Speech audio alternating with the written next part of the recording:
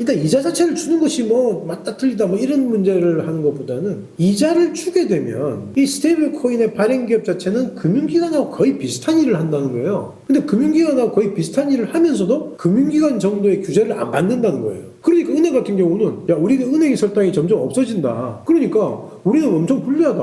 은행은 굉장히 규제가 많은데 저희들이 규제가 없다는 거예요. 그러니까 그 규제를 그 같은 정도의 규제를 받게 해주라 하는 거죠.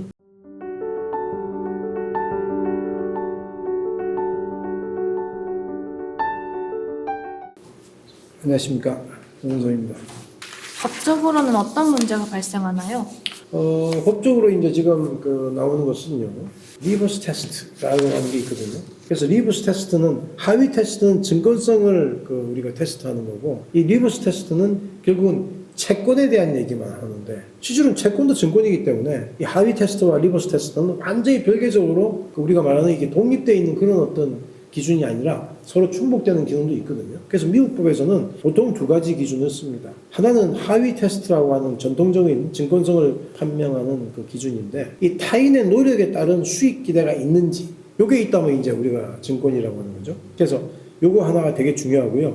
이 리버스 테스트 같은 경우는 원금과 이자를 약속한 채무가 이 증권인지 아닌지에 대한 거. 여러분 이게 지금 왜 언뜻 들으면 이게 뭐 그렇게 중요한 건가 하는 생각이 드는데, 보통 우리가 원금과 이자를 약속한 채무라고 하는 게 성격이 달라요. 하나는 뭐냐면 내가 물건을 사고 내가 뭐 물건 가격을 늦게 주면 나중에 이자를 주는 것도 있을 수 있고, 그 다음에 어떤 돈을 빌리고 나서 내가 그 돈을 빌린 데 대한 이자를 줄 수 있잖아요. 근데 이런 것들은 일반적인 굉장히 어찌 보면 단선적이다. 그게 무슨 말이냐면 여러 사람에게 이게 다 퍼져 있는 그런 어떤 채무 채권이 아니거든요. 그런데 그렇지 않은 여러 사람에게 퍼져 있는, 그래서 지금 잠깐 제가 소개를 드리면 모든 노트라고 하는 게, 여러분이 우리나라 말로는 노트가 뭐 수첩이나 공책 같은 걸 노트라고 하지만 상거래에서 노트라고 하는 건 하나의 증서입니다. 증서. 돈을 빌리고 갚을 때 채권자 채무자 간에 어떤 서명을 하는 계약 문서, 이런 것들도 노트라고 하거든요. 그래서 이 모든 노트는 원칙적으로는 증권으로 추정을 하는데,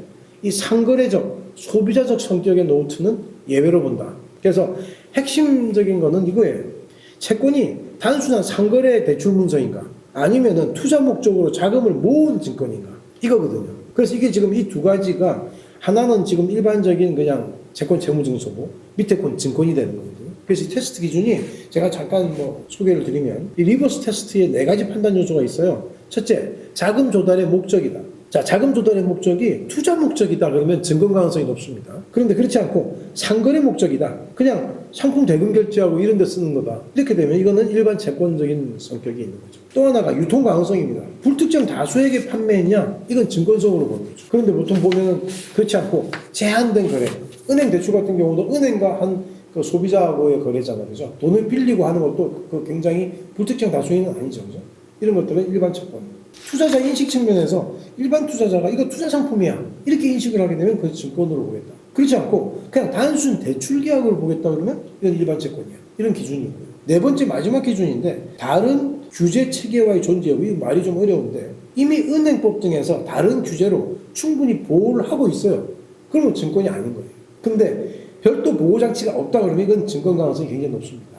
그래서 지금 제가 말씀드린 거는 하나의 어떤 하위 테스트처럼 채권에 있어서도 우리가 리버스 테스트라고 하는 게 있다는 거죠.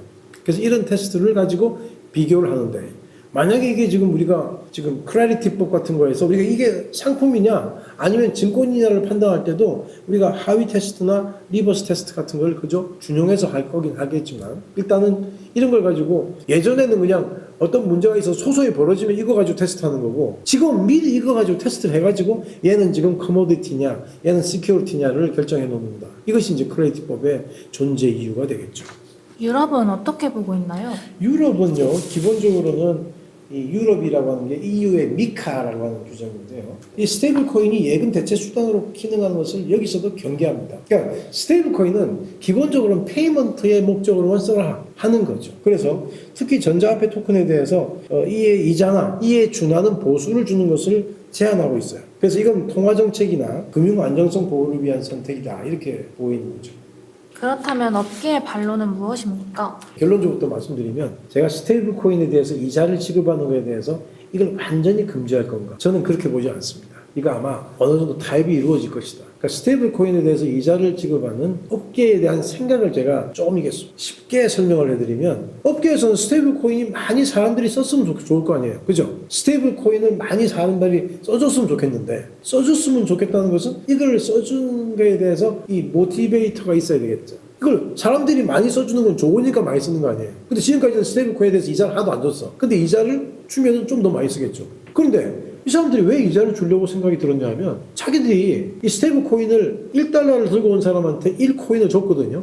USDT나 USDC를 줬겠죠. 주면서 자기들은 그 1달러를 받았단 말이에요. 그럼 1달러를 받아가지고 그냥 가만히 1달러만 들고 있느냐, 달러를 들고 있느냐, 그거 아니라는 거예요. 달러를 모아가지고 한 20%는 달러로 들고 있고 80%는 국채를 사버렸어요. 국채를 사니까 뭐 4.5에서 5%의 이자가 생겼거든요. 그럼 이자가 생기면 자기들이 다 가질 수도 있죠. 근데 그걸 다 가지고 있다는 것은 이제 시장에서는 점점점 다 알게 되는 거예요. 이 스테이블 코인 사간 사람들도 내 돈 맡겼더니 그걸 가지고 자기들이 운용해가지고 한 4.5에서 5% 정도의 이자가 생기네? 그걸 알게 되는 거잖아요. 근데 이 사람들이 아무것도 안 줘. 그럼 5%는 자기들이 다 가지는 거 아니에요. 그러니까 이 5% 중에서 나는 한 1, 2%는 주겠다. 스테이블 코인을 사간 사람에게. 그러니까 이건 어찌 보면 수익의 배분이다. 그러니까 우리는 우리의 비즈니스를 위해서 우리가 챙기는 수익에 대해서 일부를 소비자들한테 주겠다라고 하는 거거든. 이걸 왜 못 주게 하는 거야 대체? 이렇게 말을 하는 거야. 그러니까 이거는 어찌 보면 업계에서는 충분히 할 수 있는 말이죠. 그러니까 우리가 챙기는 이익에 대해서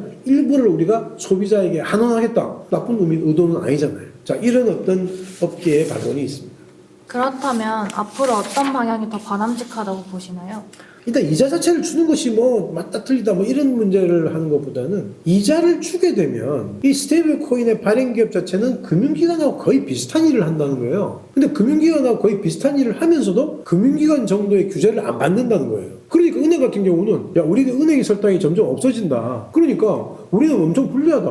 은행은 굉장히 규제가 많은데 쟤들이 규제가 없다는 거예요. 그러니까 그 규제를, 그 같은 정도의 규제를 받게 해주라 하는 거죠. 그러니까 이게 근데 지금 주장은 주장인데 일단은 이런 얘기들이 나오고 있는 겁니다.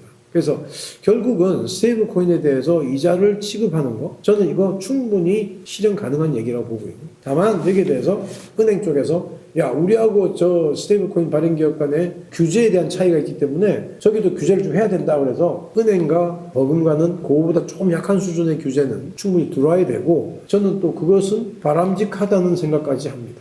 자, 이번 시간에 우리가 이제 그 스테이블 코인에 대해서 이자를 지급하는 문제에 대해서 심도 있게 살펴보았습니다. 우리가 살펴보다 보니까 이런 생각이 들어요. 스테이블 코인에 대한 이자 지급에 대한 논쟁에 대한 핵심, 이자를 줄 수 있느냐 없느냐 뭐 이게 아니고요.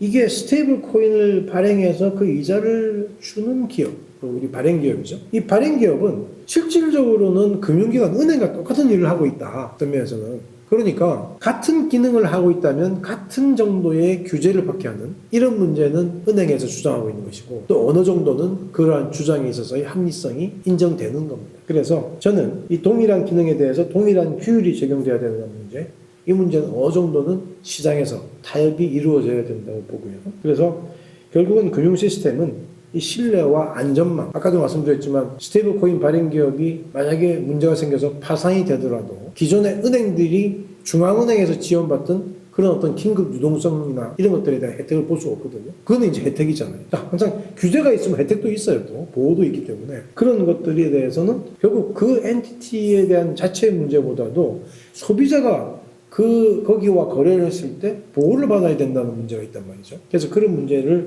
해결해야 된다. 그래서 결국은 혁신은 좋은데 이 안정성이 없는 그 혁신, 지속 가능성이 없는 혁신은 정말 문제가 있는 것이죠. 그래서 결국은 이 통화 질서를 지키면서도 어떤 기술의 가능성, 혁신 이런 것들의 가치를 지키는 것이 중요한 문제다. 그래서 스테이블 코인에 대한 미래는 이러한 균형을 어느 점에서 접점에서 찾느냐 하는 것이 중요하다고 생각합니다.